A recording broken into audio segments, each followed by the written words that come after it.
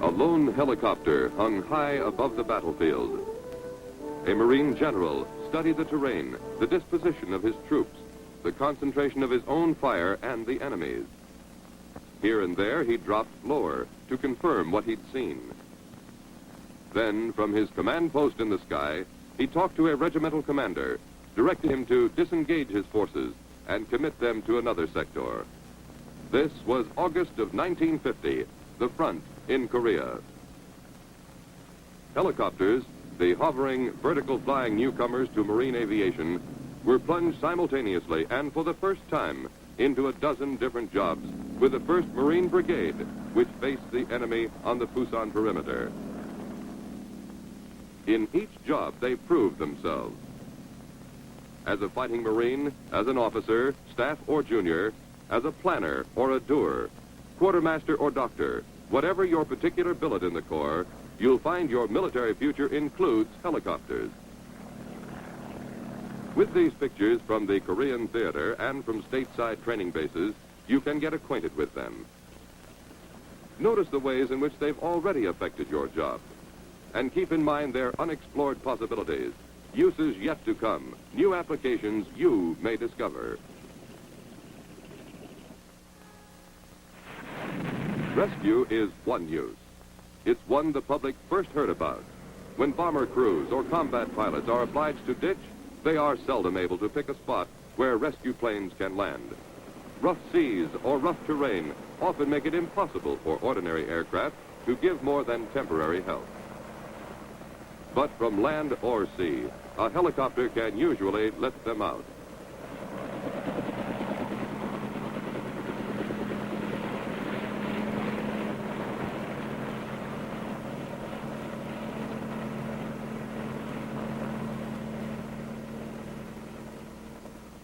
Or rescue when a unit is cut off by the enemy. Inside a tightening ring of enemy strength, waiting with a few priceless weapons and courage, there's seldom a convenient airstrip. But escape is possible, straight up. To the Marines' historic unwillingness to accept defeat on any terms has come even more stubborn confidence from this new kind of ground-air shuttle that can leap over enemy ambush and quickly redesign the battlefront. Another use the public learned of soon was swift helicopter evacuation of wounded. From outpost to base, the word passes quickly. The exact spot, the number of injured, the gear that's needed, the most feasible route out of enemy fire. The division air officer gets all he needs to know, then he acts. This procedure, calm, urgent, orderly, is the quick and thorough way the call for rescue reaches the operations officer. Each step an important assurance that rescue will succeed. Because for any man in the chain of communications or command, for pilots and corpsmen and plane crews, no assignment is more compelling than rescue. No target, nor advance, nor prize of war is served as earnestly as saving lives. It must be done accurately, on time, right.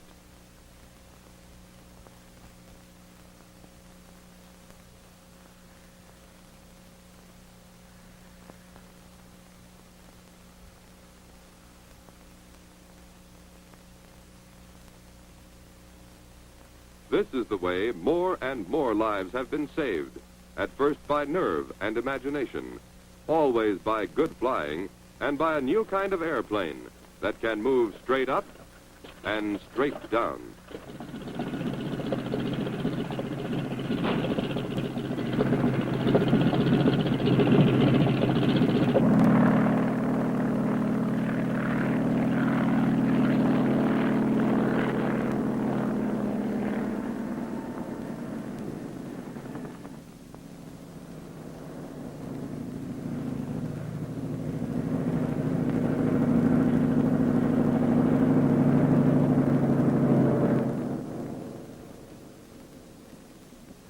From the fringes of the battlefront, from rocky terrain, places no ambulance or truck could reach, from the gullies and peaks of Korea, men who needed more than first aid have been lifted out, carried to the field hospitals by Marine helicopters that swing close to the hills and woods for cover.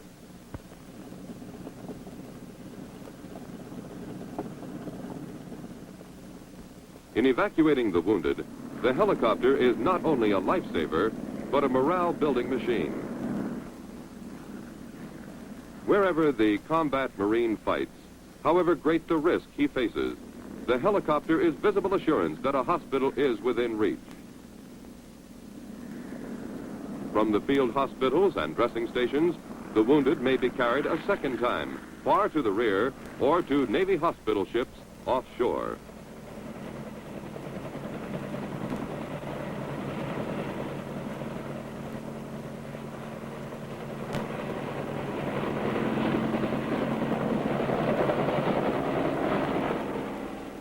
The helicopter is the link that provides faster treatment, less loss of lives, and early recovery.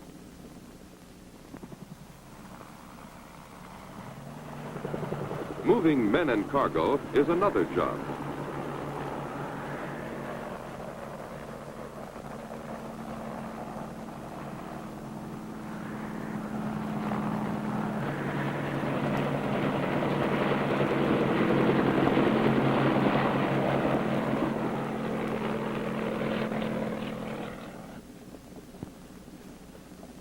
In any specific sector, it's done by the helicopter squadron. Men and gear, wherever they're needed, whatever the climate, winter or summer, quickly.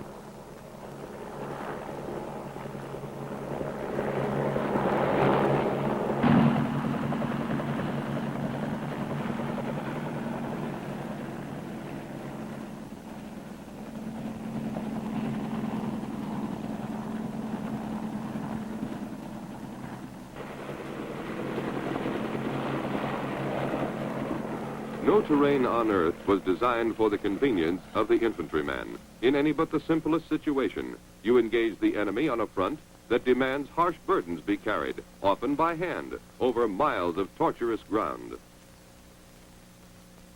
Men, guns, ammunition, food, all must take these routes, and all can when the situation requires it to be carried aloft, moving quickly over miles and obstacles.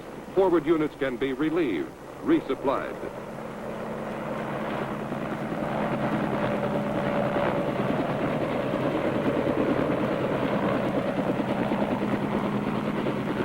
Food and water can be transported, guns rearmed, all by helicopter. By tradition, laying wire for telephone communications in the field is a slow, laborious process. But it is one that must be dispatched before unified ground action is possible. Telephone circuits enable a force to think and act as one, to share intelligence quickly, and to move with coordination. Now, VMO helicopters can lay more wire in 1 hour than was formerly possible in 10. Into a specially designed carrying bag go coils of wire, each about 300 yards long, joined end to end and ready to run. The bag is fitted for attaching outboard on the wire-laying helicopter in such a way that the wire can pay out freely from the center of first one coil and then the next.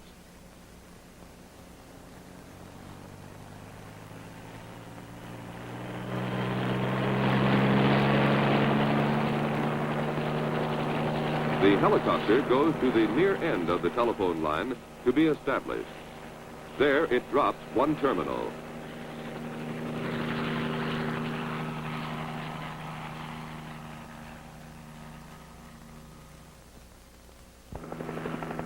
Then the helicopter heads for the other end of the line, paying out wire swiftly over terrain no other vehicle could cover. It can make use of trees as natural telephone poles for stringing wire across roadways above the traffic, saving the time required to bury surface-laid wire.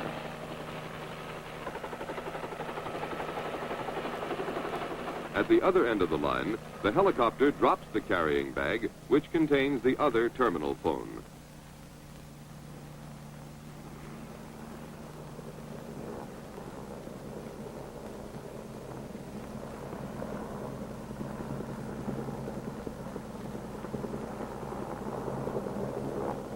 The circuit is established.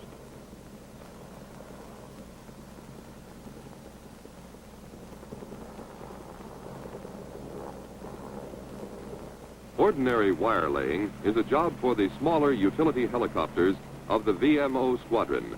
But in major maneuvers, where long distances must be covered, transport-type helicopters can do the job, carrying up to 30 miles of wire, often on the return trip from a target area.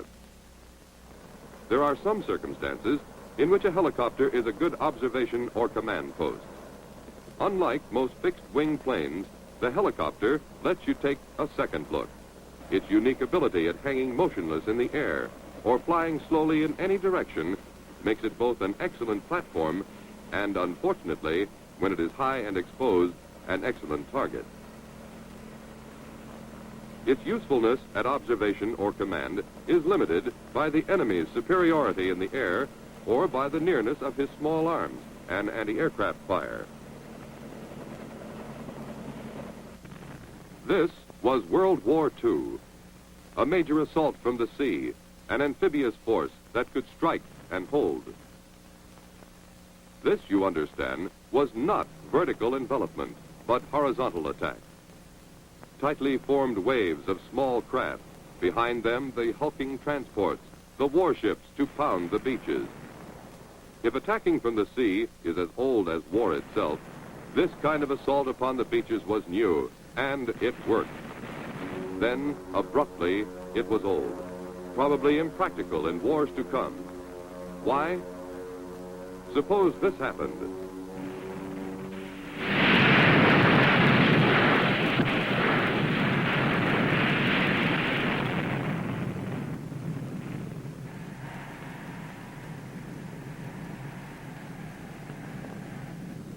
Where is the landing force now? The ideal target of ships, boats, and men that was neatly organized in those few crowded square miles of sea. Destroyed. Dispersed. The cause? One bomb. The weak spot? Concentration. All the eggs in one basket. What's the answer? Watch this one in rehearsal. Not at one point close to the enemy's well-defended beach, but at many widely separated points some 50 or more miles away, aircraft carriers with helicopters, troops, guns, and supplies embarked make their stealthy approach. An hour or so before the assault, the first flight of transport helicopters is brought topside on each of the carriers. As soon as these planes reach the flight deck, the rotor blades, which were folded for stowage on the hangar deck, are unfolded and readied for flying.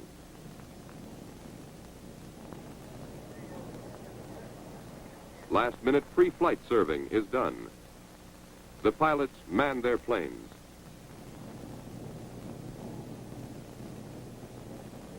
The troops are brought to the deck according to plan, fire teams, squads, platoons. With all their hand-carried weapons, they board their assigned planes.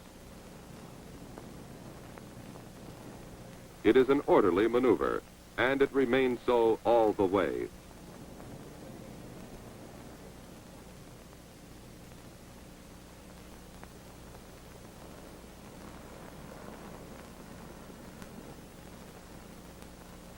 The carriers keep the wind on the port bow where possible, so that the eddy of air currents on the lee side of the island will not affect the takeoff.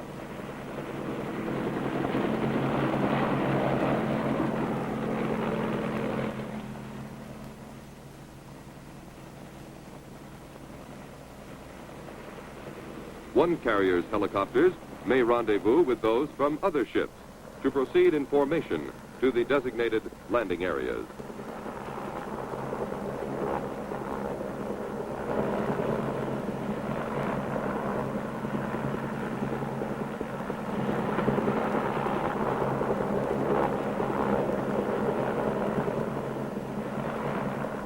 A number of areas may be occupied simultaneously by helicopters from widely separated carriers.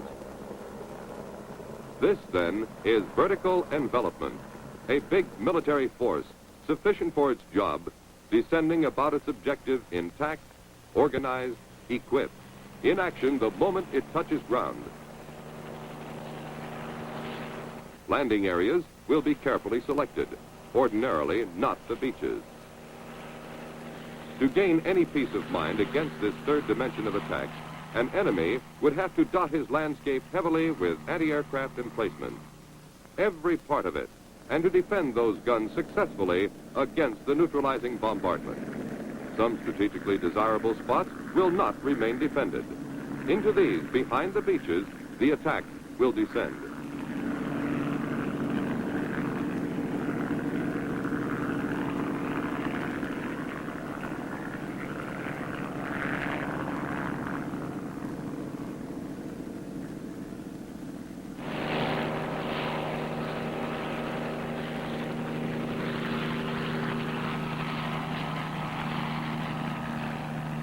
Unlike parachutes, helicopters put their men and equipment aground in pattern. Organization is undisturbed.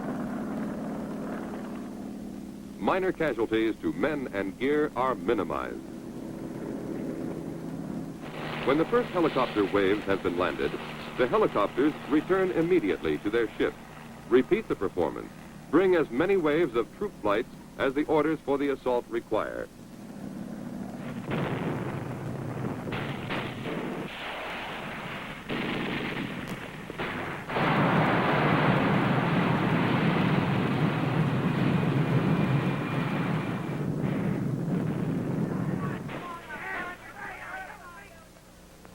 Thereafter, they continue their round-trip flights, but in another phase, resupply. These flights bring ammunition, guns, food, medical supplies. The loads that helicopters can handle are ever increasing as the helicopters themselves progress rapidly from their early development. A future plane, now in the planning, will carry a light tank. At present, cargo is positioned in a planned sequence on the flight deck. Some of it is carried internally. Other pieces for speed and convenience are slung beneath the plane. The hook at the end of the cargo wire is released by the pilot as the cargo touches ground.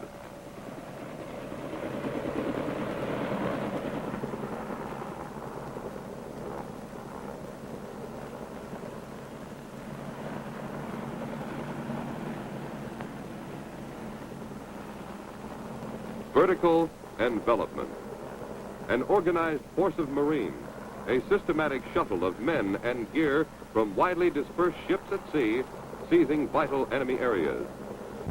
A complete invasion in itself, or a means of securing a beach from the inland side, of averting dangerous concentration and putting down a safe, wide welcome mat for greater forces to come.